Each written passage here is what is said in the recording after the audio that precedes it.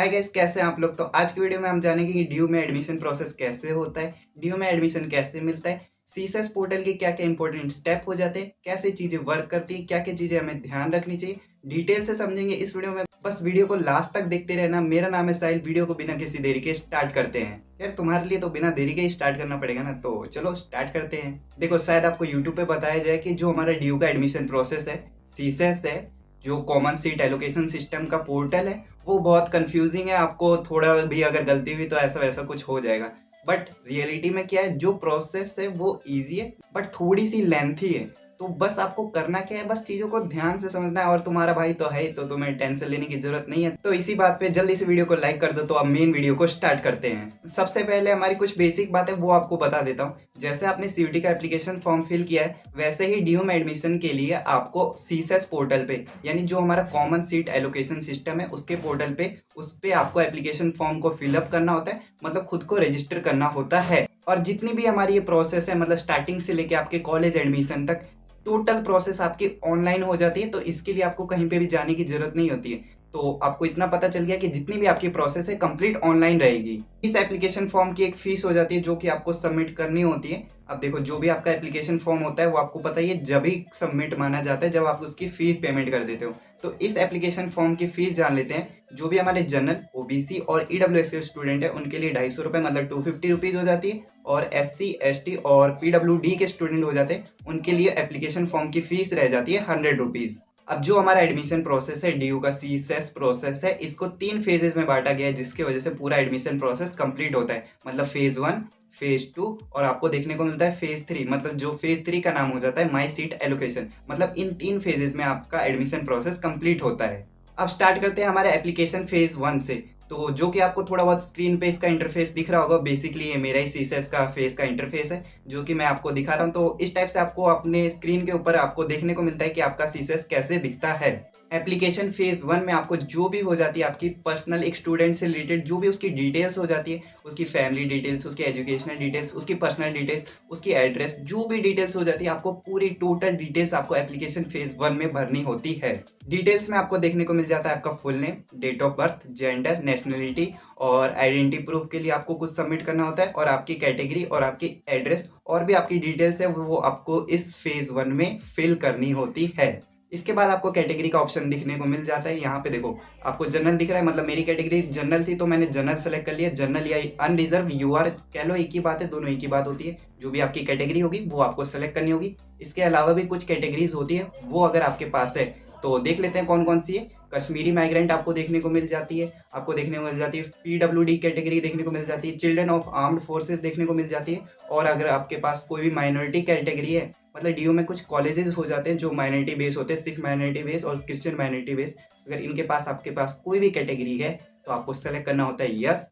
और अगर आपका नहीं है, जैसा कि मेरा कुछ भी नहीं था, इनमें से कोई भी मेरे लिए एप्लीकेबल नहीं था, तो सिंपली से आपको नॉट एप्लीकेबल सेलेक्ट करना होता है। मतलब मेरे पास कुछ भी नहीं है, मेरे को इनमें कुछ डॉक्यूमेंट अपलोड नहीं करने हैं, तो इसमें आपको नो सेलेक्ट करना होता है। अब इसके बाद आपको देखने को मिल जाता है आपके पेरेंट्स की डिटेल्स, मतलब उनका कोई भी ऑक्यूपेशन हो जाता है वो आपको सेलेक्ट करना होता है। उनका फ़ोन नंबर, उनका ऑफिस का एड्रेस, जो भी बेसिक डिटेल्स है वो आपको दिख रही होती है और जो कि आपको सबको पता ही होती है। वो इस टाइप की डिटेल्स आपको भरनी होती है इस पोर्टल पे।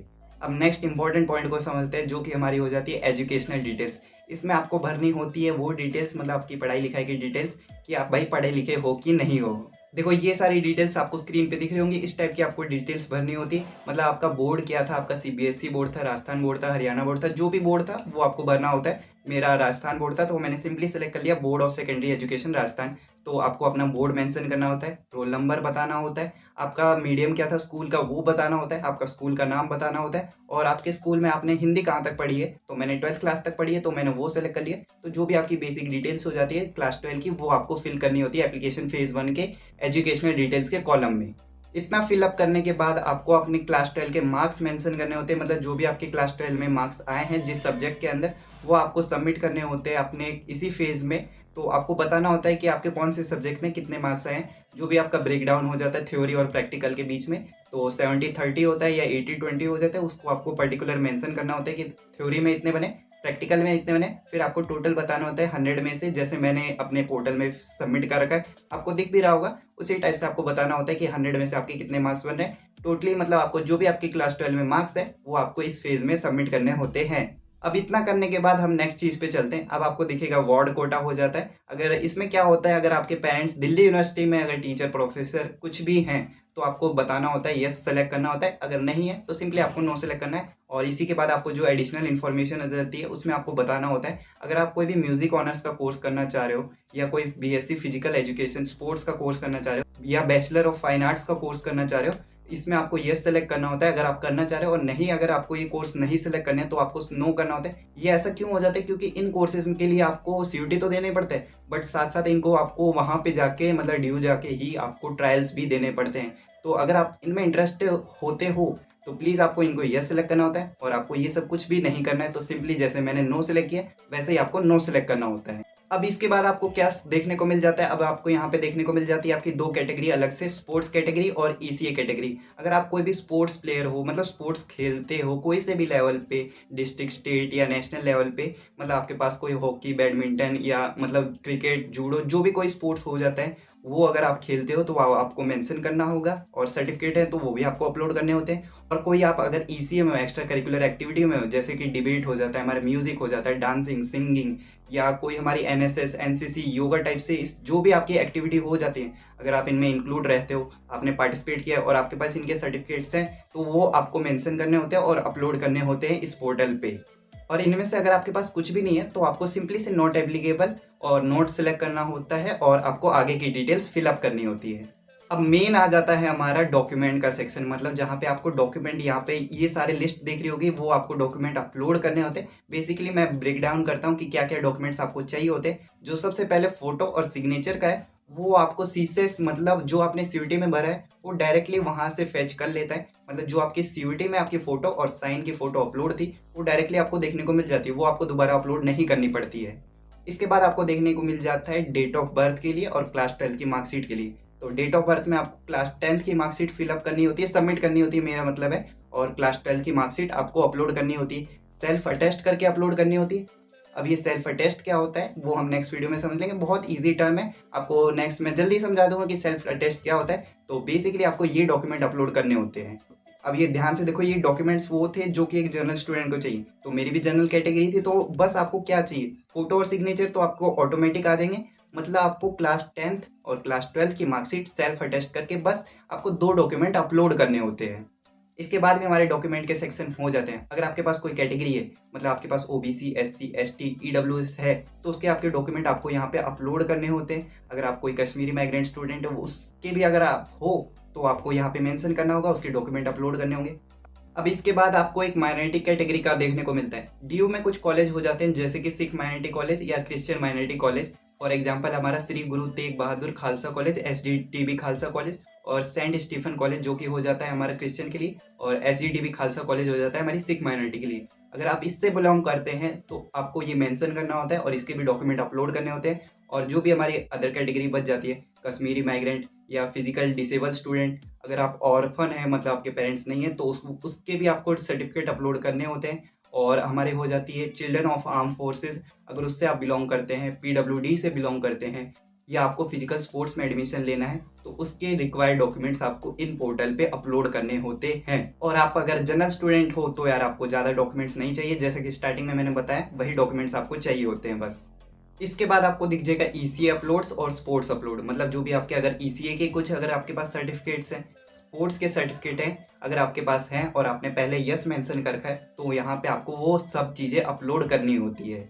अब हमारा मेन डॉक्यूमेंट्स का सेक्शन तो अपलोड हो गया, मतलब डॉक्यूमेंट वाला सेक्शन कंप्लीट हो चुका है। इसके बाद जो भी हमारी बैंकिंग डिटेल्स हो जाती है, मतलब आपको कॉलेज की फीस से रिलेटेड जो भी आपका काम रहेगा उसके लिए आपको अपनी बैंकिंग डिटेल्स देनी होती है। और ये बैंकिंग डिटेल्स आपकी अपने पेरेंट्स की भी हो सकती है, अगर आपका खुद का बैंक का है, मतलब खुद के पास आपका बैंक है, अकाउंट है बेसिकली, तो वो आप अपनी डिटेल्स दे सकते हो। आपको क्या क्या देना होता है, name of account holder, banking name, bank का नेम और आईएफएससी कोड, और जो भी आपका अकाउंट नंबर हो जाता है वो सब आपको यहाँ पे मेंशन करना होता है। फेज 1 हमारा यहाँ पे कंप्लीट हो चुका है। अब समझते हैं फेज 2 को। अब फेज 2 में आपको दिख रहा होगा यहाँ पे आपको स्क्रीन पे जो आपने प्रीवियस डिटेल्स, स्कूलिंग डिटेल्स आपने फिल करी थी फेज 1 में, वही डिटेल्स आपको फेज 2 में ऑटोमेटिक देखने को मिल जाती है। और जो आपने अपने मार्क्स सबमिट किए थे मतलब क्लास 12 के, वो भी मार्क्स आपको वापस देखने को मिल जाते हैं। तो यहाँ पे आप अपने मार्क्स दोबारा से क्रॉस चेक कर सकते हो। अब इसके बाद आपको क्या करना होता है, सब्जेक्ट मैपिंग। ये भी बहुत आसान है, इसमें भी आपको कंफ्यूज होने वाली चीज नहीं है। सब्जेक्ट मैपिंग कैसे करनी होती है वो आपको बताता हूँ। एक तरफ आपको देखने को मिलेगा आपके क्लास 12 के सब्जेक्ट और एक तरफ देखने को मिलेगा सीयूटी के टेस्ट पेपर।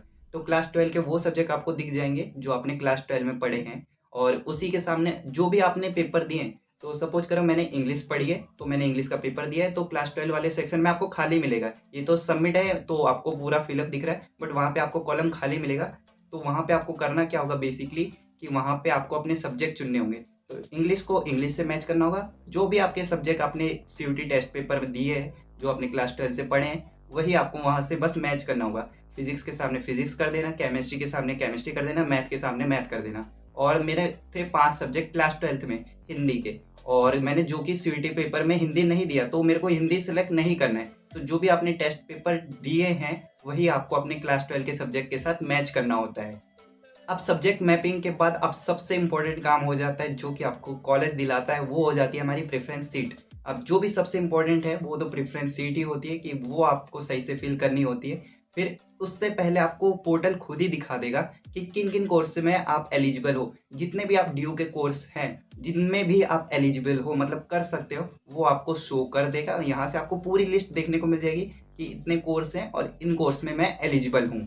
अब इसी के साथ साथ पोर्टल खुद ही बता देगा कि आपको 800 में से मार्क्स चाहिए या 600 में से मार्क्स चाहिए। वो आपको खुद ही दिखने को मिल जाएगा कि आपके फिजिक्स, केमिस्ट्री, मैथ और इंग्लिश या हिंदी जो भी सब्जेक्ट आपने दिए हैं उसको मिला के जो भी मार्क्स बन रहे हैं वो आपको पोर्टल खुद ही शो कर देगा। जैसे कि आपको बीए हिस्ट्री ऑनर्स करना है या कोई भी कोर्स करना है तो 800 में से आपके मार्क्स कितने बन रहे हैं। ऐसे ही सेम केस हमारे साइंस में होगा। अगर आपके मार्क्स 600 में से चाहिए तो आपके फिजिक्स, केमिस्ट्री, मैथ या फिजिक्स, केमिस्ट्री, बायो के जो भी मार्क्स बन रहे होंगे वो पोर्टल आपको खुद पे खुद दिखा देगा कि आपकी मेरिट 600 में से बनेगी तो आपके मार्क्स इतने आ रहे हैं, और 800 में से स्कोर चाहिए तो आपके मार्क्स इतने आ रहे हैं। अब इसके बाद आपको एक चीज दिखेगी लाल कलर में, यही कोर्स वाले में आपको दिखेगी। जो भी पोर्टल आपको जितने कोर्स दिखाता है मतलब सभी कोर्स दिखाएगा, और जो एक लाल कलर में शो करेगा मतलब वो कोर्स आप नहीं कर सकते हो, मतलब आप उसकी एलिजिबिलिटी मीट नहीं कर रहे हो। सपोज मैं अपना बता देता हूँ, जैसे कि मेरे को ये बॉटनी ऑनर्स, जूलॉजी ऑनर्स या हिंदी ऑनर्स ये सब लाल कलर करके दिखा रहे हैं क्योंकि उसके लिए बायो चाहिए सीयूटी में जो कि कंपलसरी है, और मेरे पास मैथ है तो मैं मतलब वो बायो वाले कोर्सेज नहीं कर सकता हूँ। तो ऐसे ही जो भी आप कोर्स नहीं कर सकते वो आपको लाल कलर में शो हो जाएगा क्योंकि वो आप कोर्स नहीं कर सकते, उसकी एलिजिबिलिटी मीट नहीं कर रहे हो। और हिंदी ऑनर्स के लिए जिसमें आपको सीयूटी में हिंदी देनी ही पड़ती है जो कि कंपलसरी है, और मैंने हिंदी नहीं दी तो उसमें भी वो कोर्स मैं नहीं कर सकता हूँ। तो लाल कलर से इसका मतलब ये है जो कोर्स आप नहीं कर सकते वो भी आपको पोर्टल शो कर देगा। अब इसके बाद इंपॉर्टेंट काम हो जाता है कि हमें प्रेफरेंस सबमिट करनी होती है, मतलब अपलोड करनी होती है, प्रेफरेंस मेंशन करनी होती है वहाँ पे। अब प्रेफरेंस का भी टॉपिक सबके लिए अलग अलग हो जाता है, मतलब किसी को कोर्स की रिक्वायरमेंट होती है, किसी को कॉलेज चाहिए होता है। मतलब प्रेफरेंस हमारा हो जाता है इंपॉर्टेंट स्टेप पे हो जाता है, और मतलब डिफरेंट फैक्टर पे वर्क करता है, इंपॉर्टेंट चीज़ है। तो इसको हम धीरे धीरे नेक्स्ट वीडियो में कवर करेंगे, बट आपको ये समझना चाहिए कि हमें इसमें प्रेफरेंस देनी होती है जो कि सबसे इंपॉर्टेंट हो जाती है कॉलेज एडमिशन के लिए। और इसी के कुछ की पॉइंट्स है वो आपको एक्सप्लेन करता हूँ। अब स्क्रीन पे आपको मेरी प्रेफरेंस दिख रही होगी, मतलब हर स्टूडेंट के लिए अलग हो सकती है। आप एग्जांपल से समझ सकते हो कि इस टाइप से आपको प्रेफरेंस देनी होती है। और इसके कुछ की पॉइंट्स हो जाते हैं कि लाइक आपको जितनी चाहे उतनी आप प्रेफरेंस दे सकते हो, मतलब जितने कोर्स में आप एलिजिबल हो वो सारी प्रेफरेंस आप यहाँ पे सबमिट कर सकते हो। और प्रेफरेंस का मतलब क्या होता है, एक कॉलेज और उसी के साथ जो प्रोग्राम या कोर्स हो जाता है वो आपको सबमिट करना होता है, उसका बेसिक मतलब हो जाता है प्रेफरेंस। अब देखो जो भी प्रेफरेंस लिस्ट होती है वो सबके लिए अलग हो जाती है, सबके लिए अलग से बनती है, मतलब पर्सनल ओपिनियन के हिसाब से बनती है। कुछ फैक्टर्स होते हैं जो कि आपको ध्यान रखने होते हैं कि प्रेफरेंस लिस्ट ऐसे बनती है। जैसे भी बनती है मैं आपको धीरे धीरे सब समझा दूंगा कि प्रेफरेंस लिस्ट एक्चुअलिटी में बनती कैसे है। एक और एग्जांपल से समझाता हूँ कि आपकी प्रेफरेंस लिस्ट कैसे दिखती है। अगर आपको बीकॉम ऑनर्स करना है तो आपकी प्रेफरेंस लिस्ट कुछ इस टाइप से हो जाती है कि फर्स्ट पे हो जाएगा बीकॉम ऑनर्स, फिर आपको कॉलेज सेलेक्ट कौन सा करना होगा, जो टॉप कॉलेज हो जाते हैं आपका एसआरसीसी। फिर सेकंड पे हो जाएगी आपकी बीकॉम ऑनर्स, आपका हो जाएगा Hindi college. Third pe sem BCom honours आपका हो जाएगा हंसराज। फोर्थ पे बीकॉम ऑनर्स रामजस। फिफ्थ पे बीकॉम ऑनर्स किरोड़ीमल। सिक्स पे हो जाएगा BCom honours Shri Venkateswara college या वेंकिट जो भी बोलते हैं। तो आपको इस टाइप से आपकी प्रेफरेंस लिस्ट हो जाती है जो कि सबके लिए अलग होती है, वो आपको यहाँ पे पोर्टल पे सबमिट करनी होती है। पूरी प्रेफरेंस लिस्ट को आपको अच्छे से मेंशन करनी होती है, अपलोड करनी होती है। उसके बाद एक बार क्रॉस चेक करना होता है। उसके बाद उसको टाइम के साथ आपको सेव एंड सबमिट कर देना होता है। इतना करने के बाद आपका फेज 2 भी कंप्लीट हो जाता है। इसके बाद आपका आता है फेज 3 यानी कि माई सीट एलोकेशन। इसमें आपको बेसिकली क्या करना होता है, इसमें आपका आता है रिजल्ट। उसके बाद आती है आपकी सीट कौन सी मिली है, उसको एक्सेप्ट करना होता है, फीस सबमिट करनी होती है। राउंड्स होते हैं, राउंड 1 2 3 सीट मिलती है या नहीं मिलती है। और इसमें आपको आपकी कॉलेज फीस को सबमिट करनी होती है, डॉक्यूमेंट वेरिफिकेशन होते हैं, बहुत सारे स्टेप हो जाते हैं। बट इस चीज़ को हम इसी के नेक्स्ट पार्ट में कवर करेंगे, मतलब इसके पार्ट सेकंड में कवर करेंगे, क्योंकि इस वीडियो में कवर करेंगे तो यार वीडियो थोड़ी सी लंबी हो जाएगी और ये सारे भी टॉपिक्स डिटेल के हो जाते हैं। बट इसको हम पार्ट 2 में अच्छे से, जैसा कि हमने इस पार्ट में समझा, वैसे ही इसको नेक्स्ट पार्ट में, इसी के पार्ट सेकंड में डिटेल से समझेंगे कि फेज 3 में माई सीट एलोकेशन में क्या क्या सिस्टम हो जाते हैं, क्या क्या चीज़ें हो जाती है जो कि हमें ध्यान रखनी चाहिए। आई होप आपको सीएसएस पोर्टल का फेज 1 फेज 2 अच्छे से समझ में आ गया होगा। नहीं समझ में आया तो वीडियो को दोबारा से देख लेना, आपको सब समझ में आ जाएगा। हर चीज़ को डिटेल से एक्सप्लेन किया है। और इस वीडियो के सेकंड पार्ट में हम इसके एप्लीकेशन 3 को कंप्लीट करेंगे, जिसमें हम समझेंगे कि फेज 3 में क्या क्या चीज़ें करनी होती है। तो उसके लिए प्लीज़ चैनल को सब्सक्राइब कर देना, और जब भी फेज मतलब पार्ट सेकंड आए वो आपको मिल जाए, उसका नोटिफिकेशन आपको आ जाए। तो प्लीज़ वीडियो को लाइक कर देना, चैनल पे नए हो तो प्लीज़ चैनल को सब्सक्राइब कर देना, और अपने दोस्तों के साथ इस वीडियो को शेयर कर देना, क्योंकि उनको भी ये इंपॉर्टेंट इन्फॉर्मेशन पता चल जाए। अब आपका कोई भी डाउट रह जाता है तो कमेंट बॉक्स में पूछ सकते हैं। मिलते हैं आपसे नेक्स्ट वीडियो में, और सेकंड पार्ट के लिए प्लीज़ चैनल को सब्सक्राइब कर देना और बताना जरूर कि आपको वीडियो कैसे लगी। मिलते हैं आपसे अगली वीडियो में, तब तक के लिए good bye and take care.